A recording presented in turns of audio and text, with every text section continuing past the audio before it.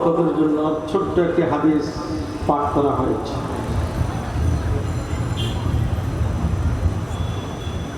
আমার পরে আজকেও বহু বড় বড় উলামায়ে কেরাম তাশরীফ আনবেন, গুরুত্বপূর্ণ নসিহত পেশ করবেন। আগামীকাল পরশু আরো বড় বড় উলামায়ে কেরাম তাশরীফ আনবেন, কথা বলবেন, নসিহত পেশ করবেন। এই সমস্ত বড় বড় উলামায়ে কেরামদের নসিহা শুনে, সিরাতুন নবীর আলোচনা শুনে আমাদের এই ছোট্ট জীবনে নবীর আদর্শ, নবীর সিরত বাস্তবায়ন করার, পালন করার, সুন্নত মতো জীবন যাপন করার আল্লাহ পাক আমাদেরকে তৌফিক দান করুন। সকলে বলুন আমিন। একটু জোরে বলুন আমিন।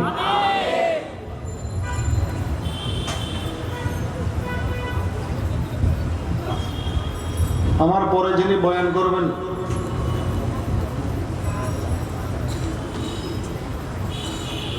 হযরত মাওলানা ইমদাদুল্লাহ সাহেব মুদ্দাজিল্লাহুল আলী, তিনি আমাদের সাথী। দক্ষিণ পূর্ব এশিয়ার ঐতিহ্যবাহী শিক্ষা প্রতিষ্ঠান উম্মুল মাদারিস দারুল উলুম মঈনুল ইসলাম হাটাজারি মাদ্রাসায় আমরা একসাথে লেখাপড়া করেছি। এরপর ভারতের ঐতিহ্যবাহী দারুল উলুম দেওবন্দ, সেখানেও আমরা একসাথে লেখাপড়া করেছি। পুণ্যভূমি সিলেটের সাথে আমার একটা আধ্যাত্মিক সম্পর্ক আগে থেকে ছিল, এখনো আছে এবং মৃত্যু পর্যন্ত থাকবে ইনশাআল্লাহ। খুব সম্ভব 1985 সনে, আজকে থেকে নিয়ে 40 বছর পূর্বে মাওলানা ইমদাদুল্লাহ সাহেব মুদ্দাজিল্লাহুল আলীর আব্বা জান শেখে কাটিয়া ইজতেমার মাঠে তার সাথে আমার দেখা হয়েছিল।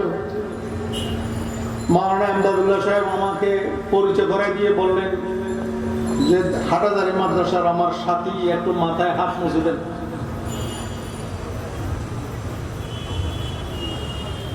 ওই ইজতেমার মাঠে আজকে থেকে নিয়ে 40 বছর পূর্বে যে শেখে কাটিয়া আমার মাথায় তার মোবারক হাত বুলিয়ে দিয়েছিলেন, এটা আমার জীবনের সবচেয়ে বড় চাওয়া পাওয়া।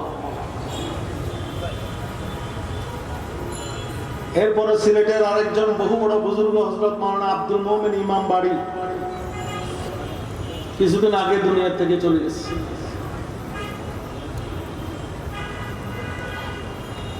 হবিগঞ্জের হযরত মাওলানা মুহাদ্দিস হবিগঞ্জ হযরত মাওলানা তাফাজ্জুল হক হবিগঞ্জি,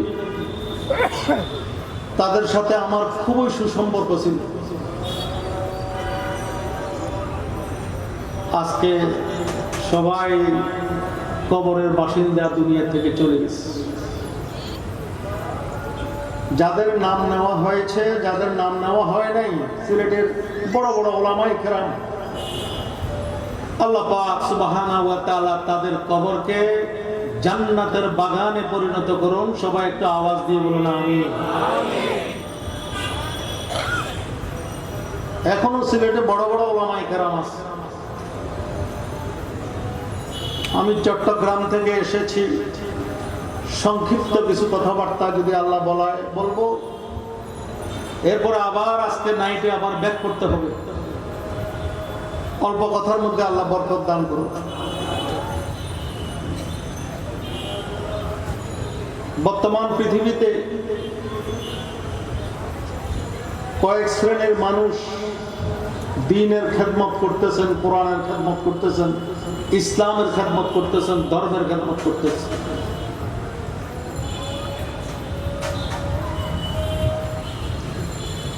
এক শ্রেণীর মানুষ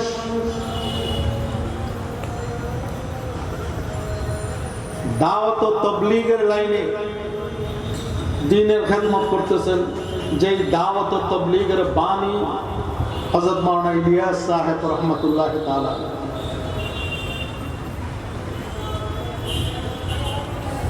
বাংলাদেশ সহ পৃথিবীর মুসলিম অমুসলিম কান্ট্রিগুলির মধ্যে দ্বীনের খেদমত করতেছে।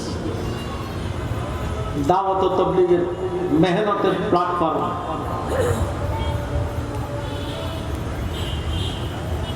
আরেক শ্রেণীর মানুষ ইসলামী রাজনীতির লাইনে দ্বীনের খেদমত করতেছে। বাংলাদেশের বাহিরে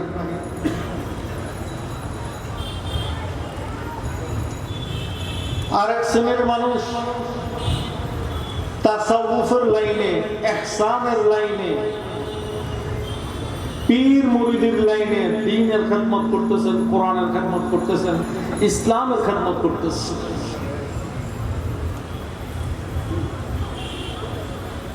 আরেক শ্রেণীর মানুষ কওমি মাদ্রাসার লাইনে দ্বীনের খেদমত করতেছেন, ইসলামের খেদমত করতেছেন, কোরআনের খেদমত করতেছেন। আমরা একটু চিন্তা করলে বুঝবো, অনুধাবন করতে পারবো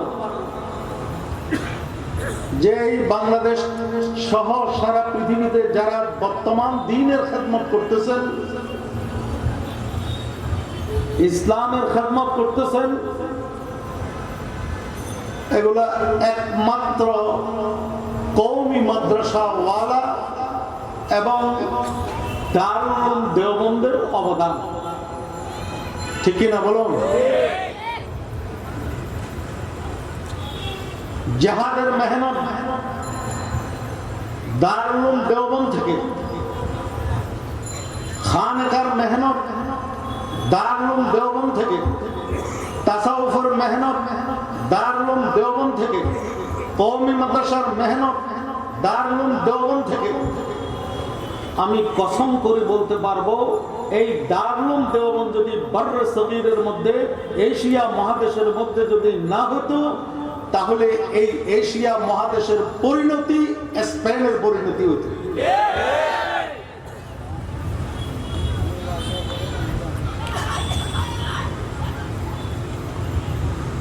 ওলামায়ে কেরাম ইতিহাস জানেন,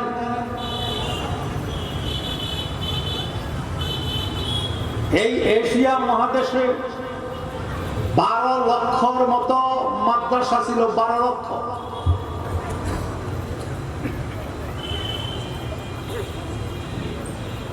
এবং বঙ্গপ্রদেশে 80,000 মাদ্রাসা ছিল। বঙ্গপ্রদেশ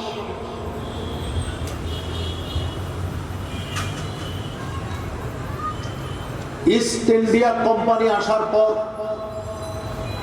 ইংরেজ সরকার আসার পর সমস্ত মাদ্রাসাগুলি বন্ধ করে দেওয়া হয়, একটা মাদ্রাসাও বাকি ছিল না।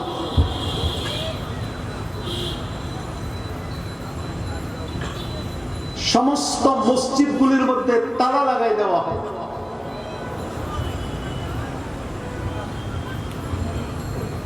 দিল্লির বাসায় বাসায় খোঁজ করে যেখানে কোরআন শরীফ রাখা হয়েছিল, কোরআন শরীফ গুলাকে এক জায়গায় জমা করে একদিনে 30,000 কোরআন শরীফের মধ্যে পেট্রোল দিয়ে আগুন দিয়ে ছাই করে দেওয়া।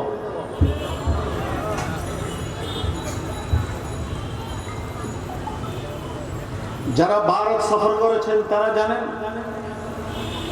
দিল্লি থেকে নিয়ে সাহারানপুর পর্যন্ত, সিলেট থেকে ঢাকা যে রোড আছে, রোডের দুই পাশে যে বৃক্ষ আছে, দিল্লি থেকে নিয়ে সাহারানপুর পর্যন্ত যতগুলো রোডের পাশে বৃক্ষ ছিল, গাছ ছিল, এমন কোন বৃক্ষ ছিল না, এমন কোন গাছের ডাল বাকি ছিল না যেই বৃক্ষের মধ্যে, যেই ঢালের মধ্যে দেশের শীর্ষস্থানীয় বড় বড় ওলামায়ে কেরামদেরকে ফাঁসির কাস্টে ঝুলানো হয় না।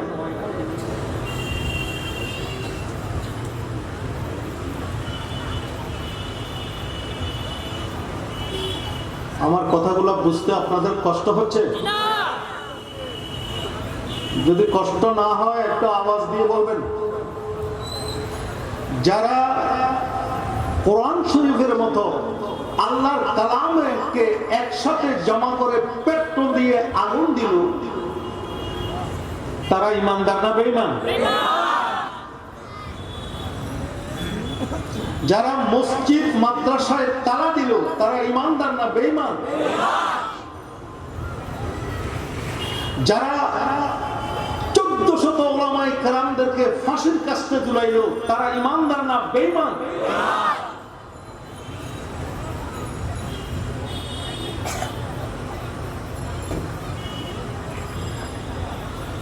ইসলামের নিবু নিবু অবস্থা।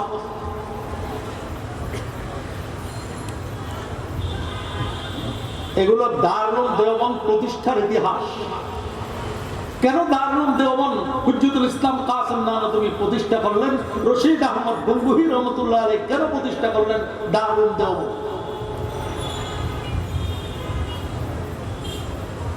ইসলামের নিবু নিবু অবস্থা। পুরো দেশে কোথাও কোরআন শরীফ তালাশ করে পাওয়া যায় না। মক্তব বন্ধ, মাদ্রাসা বন্ধ, খানকা বন্ধ। তখন দিল্লির মধ্যে একজন সাদা সিধা বুজুর্গ আলেম ছিলেন। ওই আলেমের নাম ইতিহাসের পাতায় পাওয়া যায় মোল্লা মজদুদ্দিন অথবা মোল্লা